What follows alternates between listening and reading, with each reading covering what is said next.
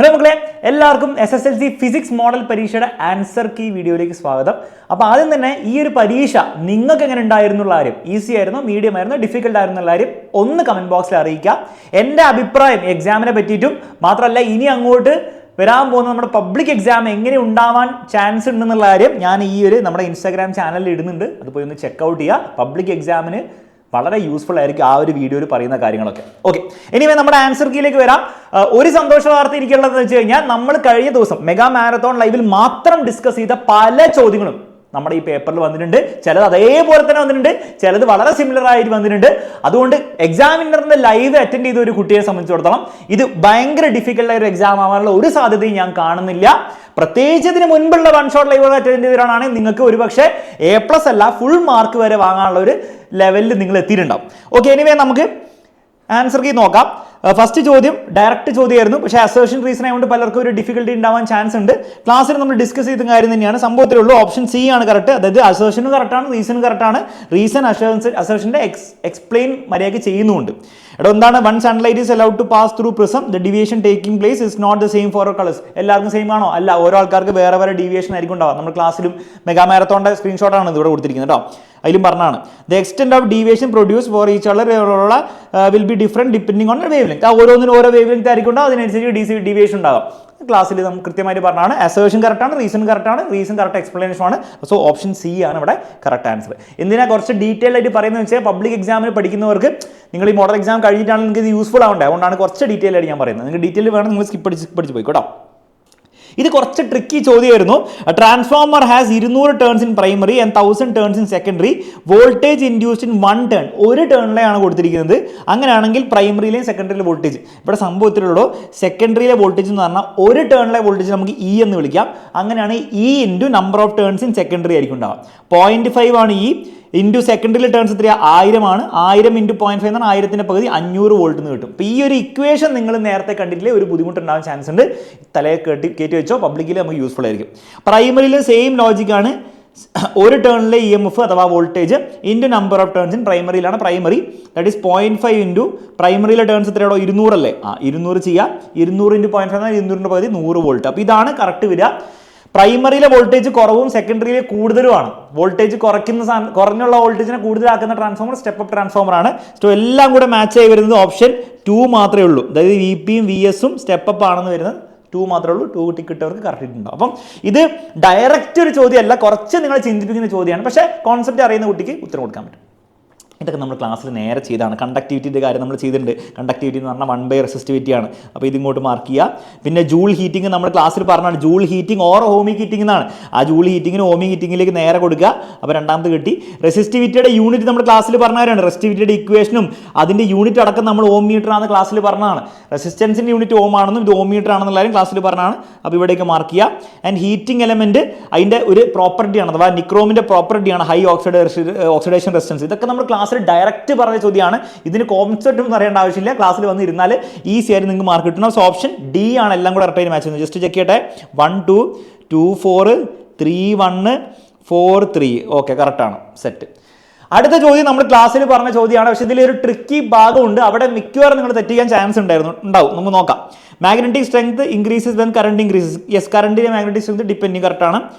When number of turns per unit length increases total flux increase. അതും കറക്റ്റാണ്. Number of turns per unit length കൂടുമ്പോൾ ഇവിടെയും കൊടുത്തിട്ടുണ്ട്. Total flux കൂടും, magnetic ഫീൽഡും അഥവാ സ്ട്രെങ്ത്തും കൂടും. കറക്റ്റാണ്.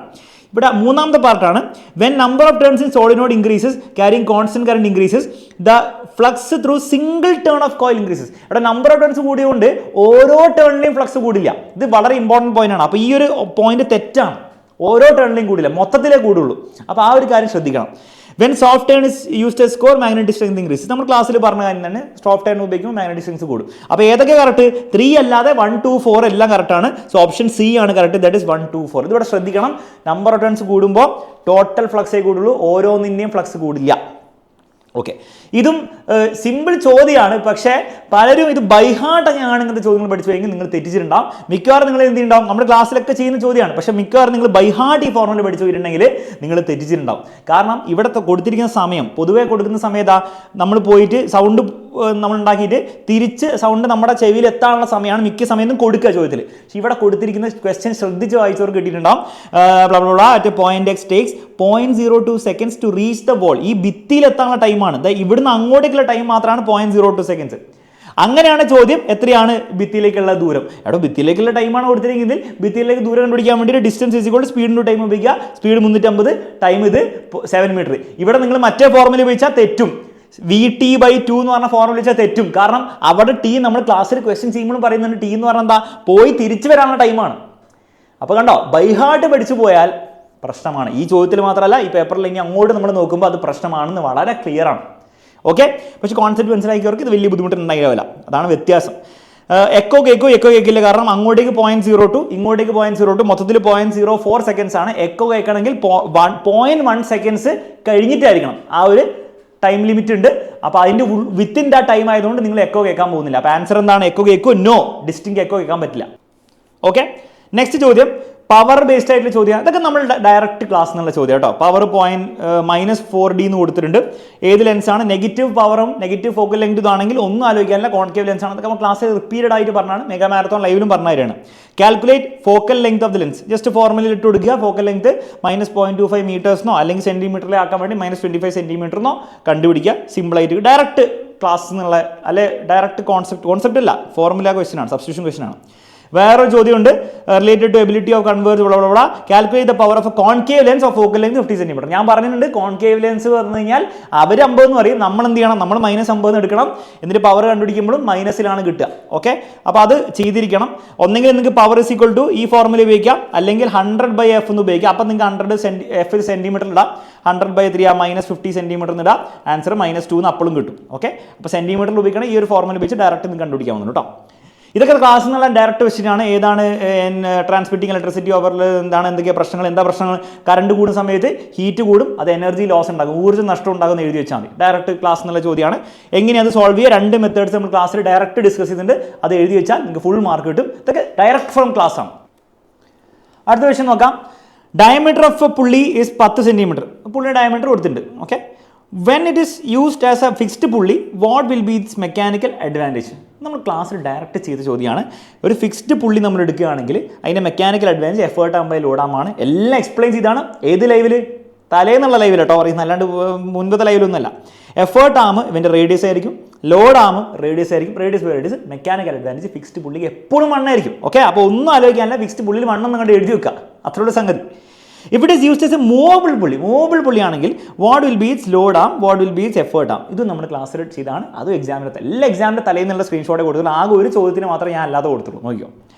അതും ക്ലാസ്സിൽ പറഞ്ഞിട്ടുണ്ട്. എഫേർട്ട് ആം എന്ന് പറഞ്ഞാൽ 2 times റേഡിയസ് ആണ്. ലോഡ് ആം എന്ന് പറഞ്ഞാൽ വെറും റേഡിയസ് ആണ്.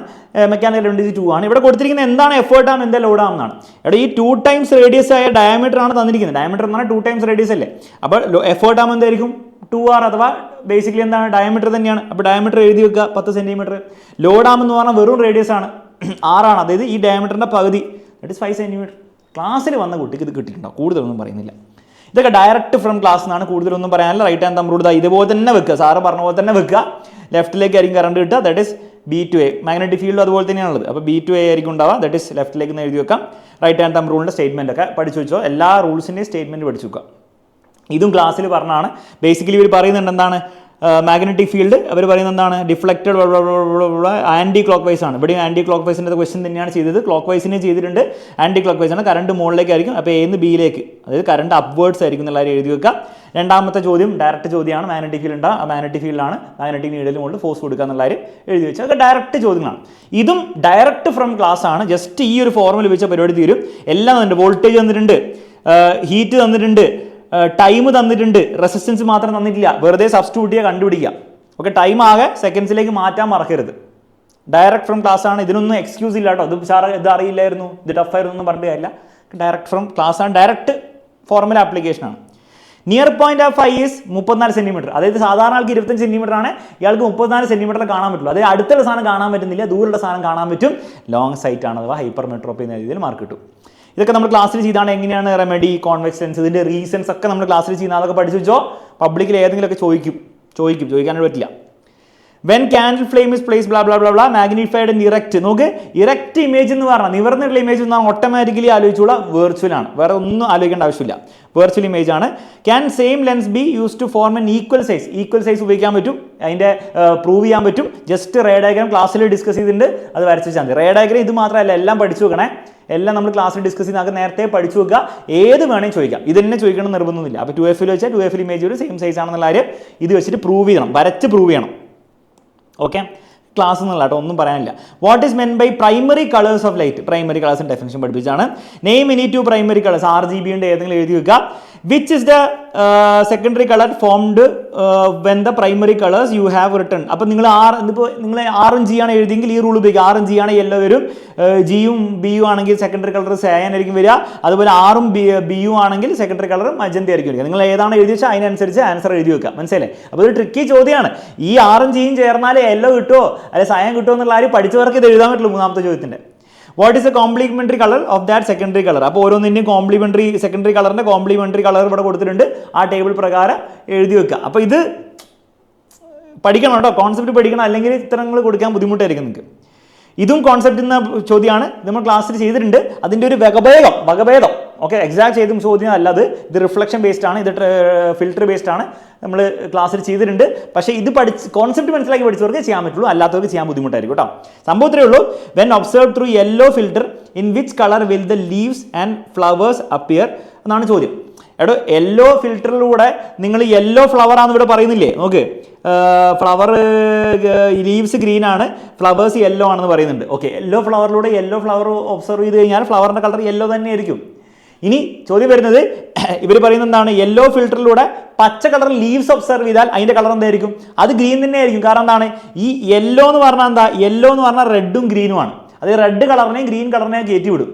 അപ്പം ഗ്രീൻ കളർ പച്ച ലീവ്സ് നിങ്ങൾ കണ്ടു കഴിഞ്ഞാൽ ഗ്രീൻ കളറിനെ അത് പാസ് ചെയ്യും. അപ്പം നമ്മൾ എന്തായിട്ടാണ് കാണുക? നമ്മൾ ഗ്രീൻ ആയിട്ട് തന്നെ കാണും, ഒരു കുഴപ്പമുണ്ടാവില്ല അവിടെ.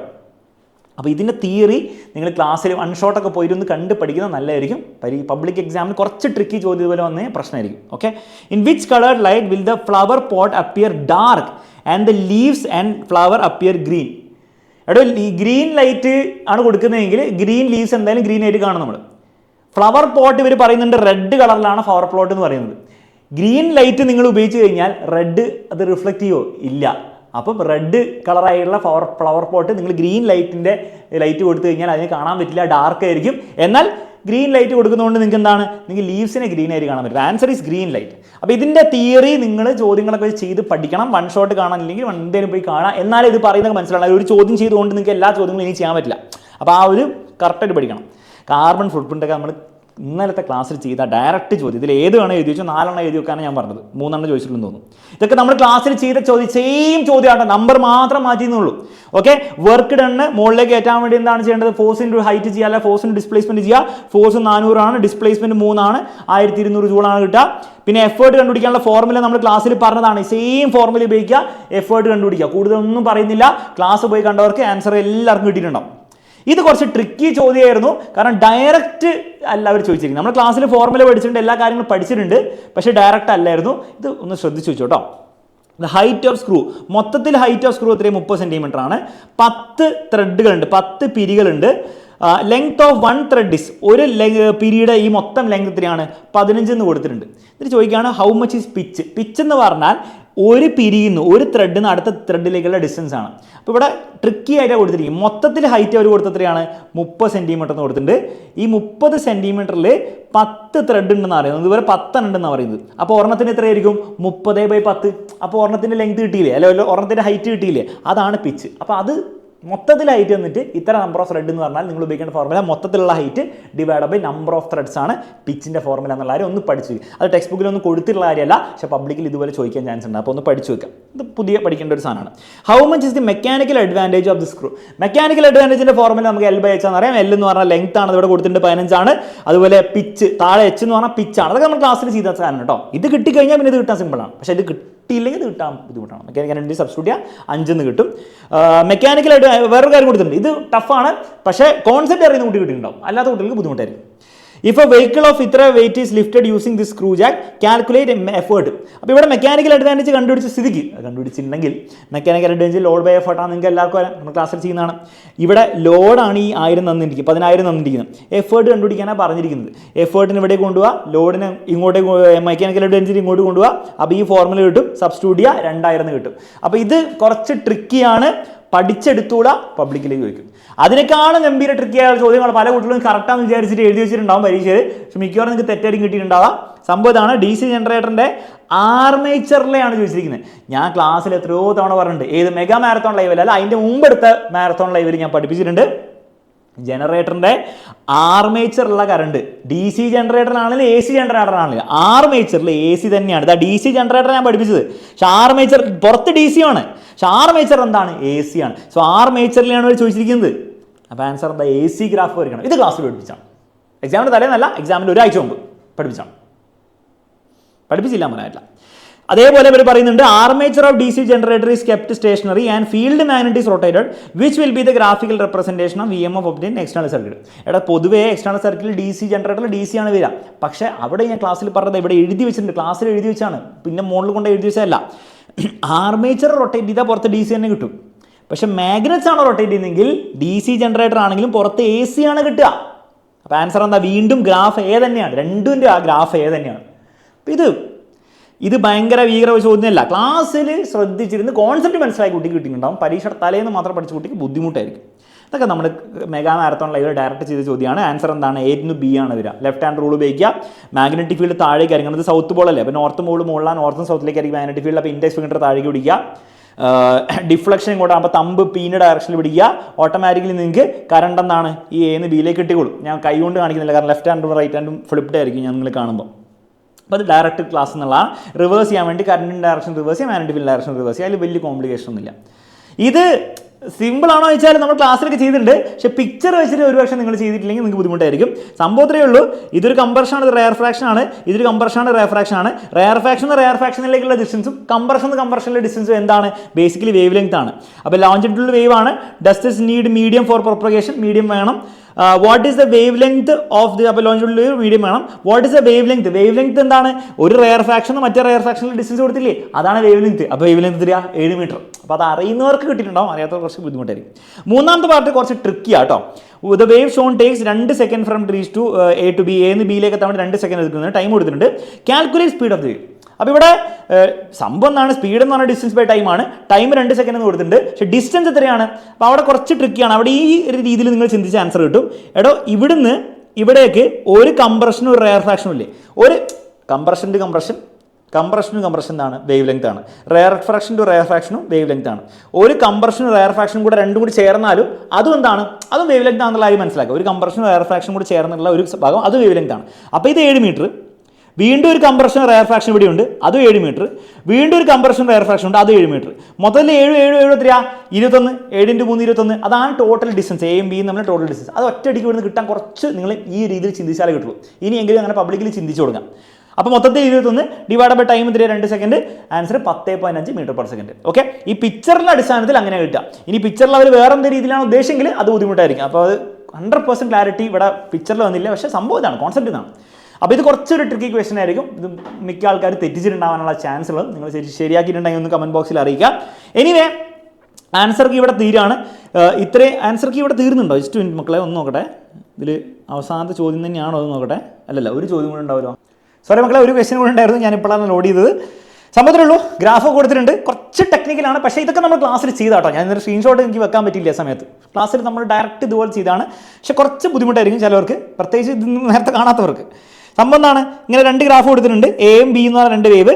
Which is the wave with lower amplitude? Amplitude എന്ന് പറഞ്ഞാൽ ഈ സാധനമാണ് ആംപ്ലിറ്റ്യൂഡ്. ഇവിടെ 0.1 സെൻറ്റിമീറ്റർ ആണ്. 0.1 സെൻറ്റിമീറ്റർ. ഇവിടെ എത്രയാ? 0.03 സെൻറ്റിമീറ്റർ തന്നെ. യൂണിറ്റ് നോക്കണം എപ്പോഴും, സെൻറ്റിമീറ്റർ ആണ്. അപ്പോൾ എന്താണ്? ഈ രണ്ടാമത്തവനാണ് ലോവർ ആംപ്ലിറ്റ്യൂഡ് ഉള്ളത്. അപ്പോൾ ബിക്കാണ് ലോവർ ആംപ്ലിറ്റ്യൂഡ്. സിമ്പിൾ, വലിയ ബുദ്ധിമുട്ടൊന്നുമില്ല. Both waves A and B take 12 seconds to reach from Q to P. ക്യൂന്ന് പിയിലേക്ക് എത്താൻ വേണ്ടി, അല്ല ക്യൂ ഫ്രം പി, പിന്ന് ക്യൂയിലേക്ക് എത്താൻ വേണ്ടിയിട്ട് ബേസിക്കലി 12 സെക്കൻഡാണ് രണ്ടുപേർക്ക് എടുക്കുക. Find out and compare frequency of both wave. അപ്പോൾ ഫ്രീക്വൻസിൻ്റെ ഫോർമുല നിങ്ങൾ ഉപയോഗിക്കുന്നത് നമ്പർ ഓഫ് ഓസിലേഷൻസ് അല്ലെ number of waves per time അല്ലെ ഡിവൈഡ് ബൈ ടോട്ടൽ ടൈമാണ്. എടോ നിങ്ങൾ പി നിന്ന് ക്യൂല് നോക്കുകയാണെങ്കിൽ എയിൽ എത്ര വേവ് ഉണ്ട്, അല്ലെ എത്ര ഓസിലേഷൻ ഉണ്ട്? 3 വേവ് ആണ്, അഥവാ 3 ഓസിലേഷൻ ആണത്. അപ്പം നമ്പർ 3 ആണ്, ഡിവൈഡ് ബൈ ടൈം 12 ആണ്, ദാറ്റ് ഈസ് 1/4 അഥവാ 0.25 എന്ന് വേണമെങ്കിൽ എഴുതി വെക്കാം, അല്ലെ 1/4 ഹെർട്സ് എഴുതി വെച്ചാൽ മതി.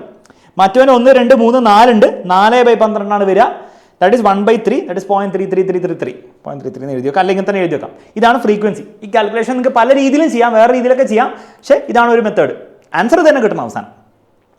കാൽക്കുലേറ്റ് സ്പീഡ് ആക്ച്വലി ഭയങ്കര സിമ്പിൾ ആണ്. നിങ്ങൾക്ക് വേവ് ലെങ്ത് ഫ്രീക്വൻസി ഫോർമുല ഉപയോഗിക്കാം, അല്ലെങ്കിൽ ഡിസ്റ്റൻസ് ബൈ ടൈം ഉപയോഗിക്കാം. എടോ ഈ 2 പേർക്കും ഇത്രയും ഡിസ്റ്റൻസ് കവർ ചെയ്യാൻ 12 സെക്കൻഡ് നല്ല എടുത്തിരിക്കുന്നത്. അപ്പോൾ ടൈം 2 പേർക്ക് 12 സെക്കൻഡ് ആണ്. ആ സ്ഥലത്തിൽ ഡിസ്റ്റൻസ് എത്രയാണെന്ന് നോക്ക്. ഇവന് 12 മീറ്റർ ആണ് ഡിസ്റ്റൻസ്, 12 മീറ്റർ എന്ന് എടുക്കുക. മറ്റൊരു ഡിസ്റ്റൻസ് എത്രയാ? 12 സെക്കൻഡിൽ 24 മീറ്റർ ആണ്. അപ്പോൾ ഡിസ്റ്റൻസ് ബൈ ടൈം 2 സ്പീഡ് സിമ്പിളായിട്ട് കിട്ടും. അപ്പോൾ ഇതെന്ന് പറഞ്ഞാൽ നിങ്ങൾ വെറുതെ ഇങ്ങനെ പ്രൊഡിക്ഷൻ വെച്ചിട്ട് മാത്രം നിങ്ങൾ ചെയ്തു പോയ രീതിയിലാണെങ്കിൽ നിങ്ങൾക്ക് കിട്ടുന്നുണ്ടാവില്ല. ക്ലാസ്സിൽ നിങ്ങൾ കോൺസെപ്റ്റ് പഠിച്ചിട്ട് എക്സാമിന് തലേന്ന് നിങ്ങൾ ഇതുകൊണ്ട് റിവൈസ് ചെയ്തവർക്ക് ഇത് കിട്ടിയിട്ടുണ്ടാവും. അപ്പോൾ അതാണ് ഇനി അങ്ങോട്ട് നിങ്ങൾ പബ്ലിക് എക്സാമിന് നിങ്ങൾ മനസ്സിലാക്കേണ്ടത്. വെറുതെ കുറച്ച് ചോദ്യങ്ങൾ മാത്രം പഠിച്ചു പോയിട്ട് നിങ്ങൾ പബ്ലിക് എക്സാമിൽ A+ A ഗ്രേഡൊക്കെ വാങ്ങാൻ ആഗ്രഹിക്കുന്നുണ്ടെങ്കിൽ ആ പരിപാടി നടക്കാൻ പോകുന്നില്ല എന്നുള്ള കാര്യം വളരെ ക്ലിയർ ആണ്.